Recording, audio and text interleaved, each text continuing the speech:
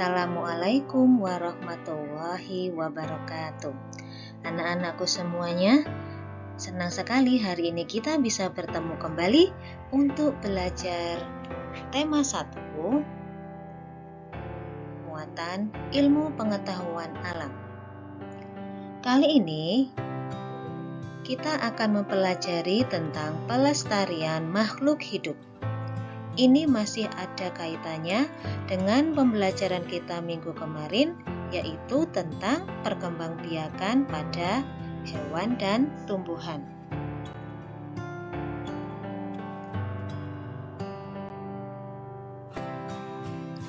Sebelumnya, ayo kita lihat dulu hewan dan tumbuhan apa saja sih yang terancam punah. Untuk hewan yang terancam punah yang pertama adalah badak. Badak Jawa adalah hewan mamalia yang hanya hidup atau disebut endemik di Pulau Jawa saja. Makanya diberi nama badak Jawa. Badak Jawa itu hanya mempunyai satu cula saja. Selain badak Jawa, di Indonesia juga ada namanya badak Sumatera. Nah, namanya saja badak Sumatera, otomatis ia hanya hidup di Pulau Sumatera. Badak Sumatera memiliki ukuran tubuh yang lebih kecil dibandingkan badak Jawa.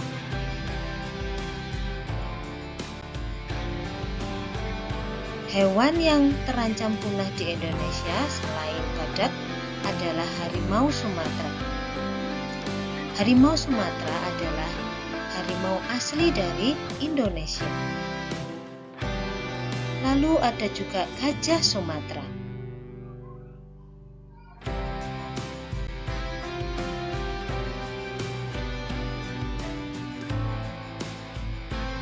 Nah, kalau ini adalah orang utan. Orang utan hanya hidup di Indonesia, terutama di hutan Kalimantan. Nah, orang utan ini berkembang biak sangat lambat, yaitu mereka hanya melahirkan satu anak saja dalam waktu 7-8 tahun. Dan induk orang hutan hanya memiliki 3 keturunan saja selama hidupnya.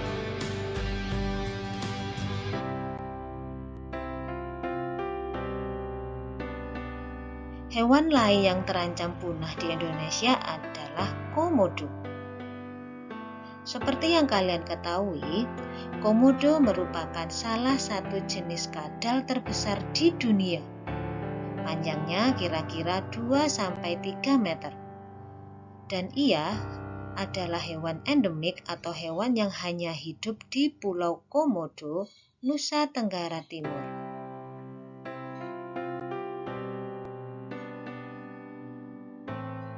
Ada lagi burung cendrawasih.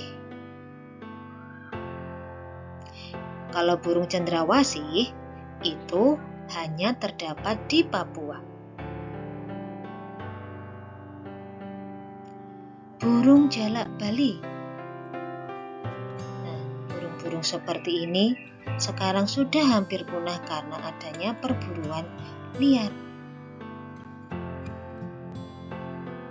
Selain hewan-hewan tersebut, masih ada lagi loh hewan lain yang terancam punah di Indonesia. Apa saja? Ada anoa di Sulawesi, penyu hijau, rusa bawean, kakak tua jambul kuning, owa Jawa, kukang.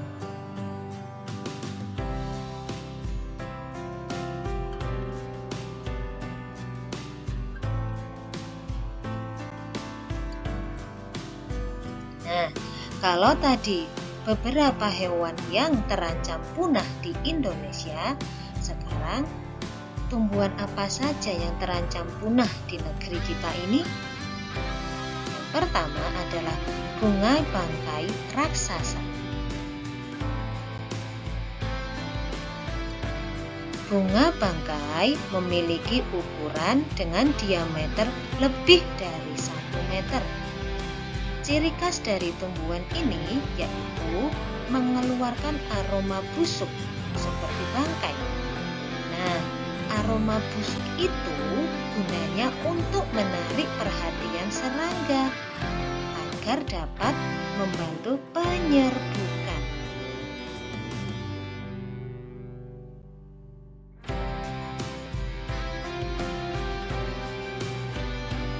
Ada juga tumbuhan bunga Rafflesia atau biasanya disebut dengan Rafflesia arnoldii. Bunga ini memiliki diameter 30–50 cm. Hampir sama dengan bunga bangkai, bunga Rafflesia juga mengeluarkan aroma yang busuk. Tumbuhan lain yang terancam punah yaitu anggrek hitam. Anggrek hitam hanya tumbuh di Pulau Kalimantan dan sekarang sudah terancam punah. Ada juga bunga Edelweiss. Bunga Edelweiss merupakan tumbuhan yang tumbuh di pegunungan.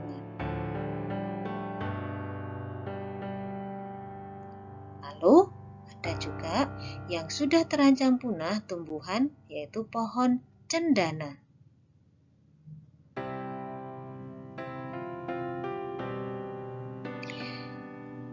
Populasi cendana semakin berkurang saat ini karena banyaknya penebangan hutan liar dan sangat sulitnya pembudidayaan tumbuhan cendana tersebut. Selain tumbuhan-tumbuhan tersebut, ada beberapa macam tumbuhan lain yang juga terancam punah di Indonesia, antara lain pohon ulin. Pohon ulin merupakan pohon yang memiliki kayu yang sangat kuat dan biasanya dipakai untuk bangunan. Anggrek larat, lalu jelutung, bayur, pohon damar, dan tembesu.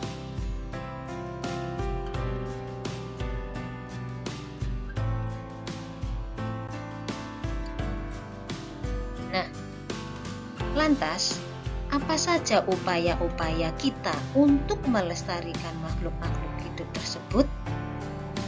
Sebenarnya ada beberapa upaya untuk melestarikan makhluk hidup, baik hewan maupun tumbuhan. Nah, upaya yang pertama adalah penegakan hukum terhadap perburuan hewan langka dan penebangan hutan. Di negeri kita sudah ada undang-undang yang mengaturnya, itu pasal 56. Akan tetapi, meskipun sudah ada undang-undang tersebut, masih saja banyak pelanggaran yang terjadi.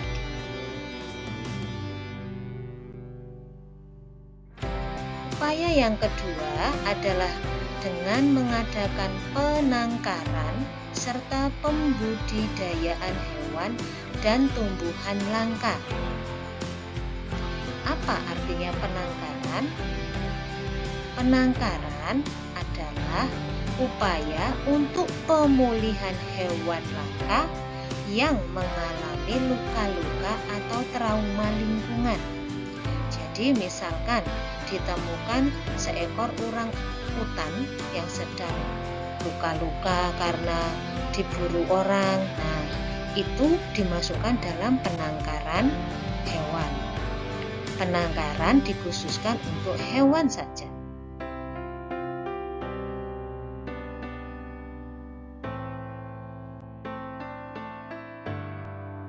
Upaya yang ketiga untuk pelestarian hewan dan tumbuhan yaitu dengan perlindungan hewan dan tumbuhan langka secara ex situ dan in situ.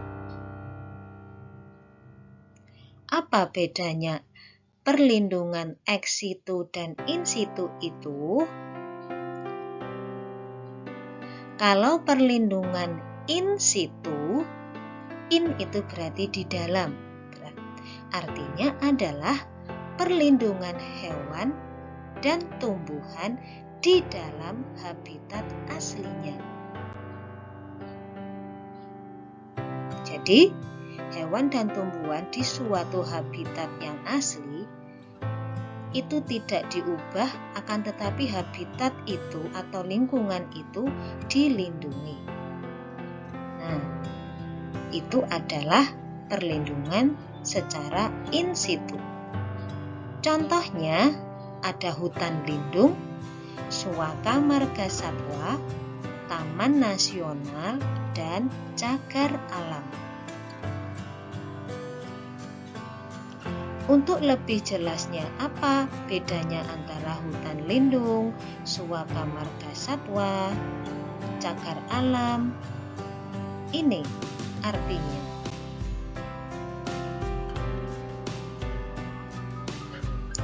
Kalau cagar alam adalah daerah yang kelestarian tumbuhan dan hewan di dalamnya dilindungi.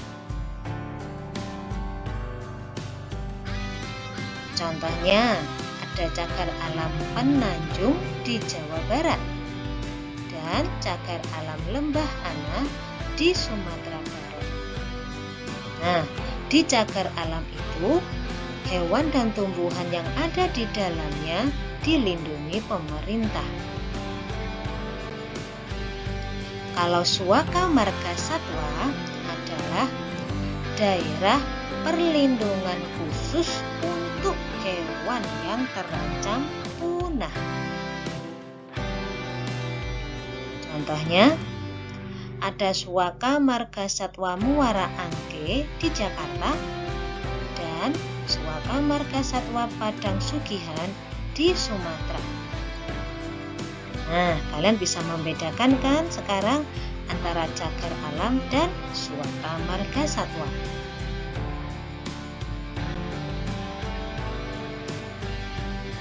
Sekarang Taman Nasional. Taman Nasional artinya kawasan pelestarian alam dengan ekosistem asli yang dimanfaatkan untuk penelitian iptek atau ilmu pengetahuan dan teknologi. Jadi, Taman Nasional itu diperuntukkan biasanya untuk pengembangan ilmu pengetahuan. Di Indonesia ada contohnya yaitu Taman Nasional Baluran. Lantas ada juga Taman Nasional Bukit Barisan di Sumatera. Lantas kalau hutan lindung apa? Nah, hutan lindung artinya kawasan hutan alami yang berfungsi sebagai pengatur siklus air dan menjaga kesuburan tanah.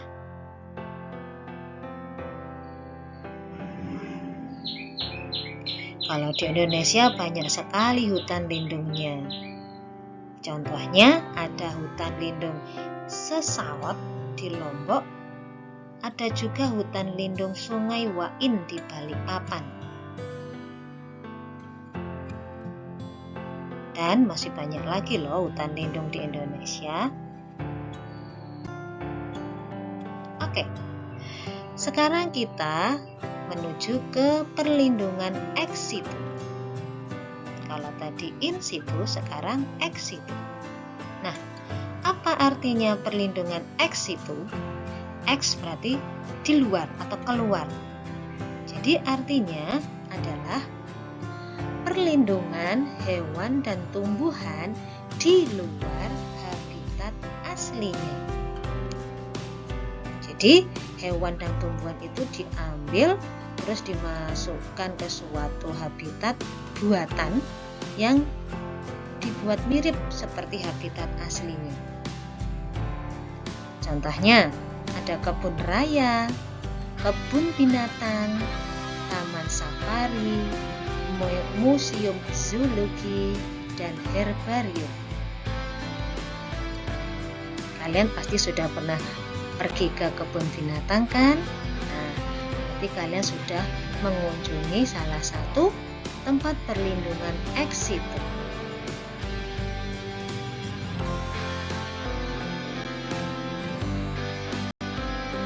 Nah, itu tadi anak-anakku tentang bagaimana kita harus menyadari bahwa hewan dan tumbuhan di sekitar kita harus kita jaga supaya mereka tidak punah, supaya anak cucu kita nanti masih bisa menikmati kehidupan seperti sekarang ini.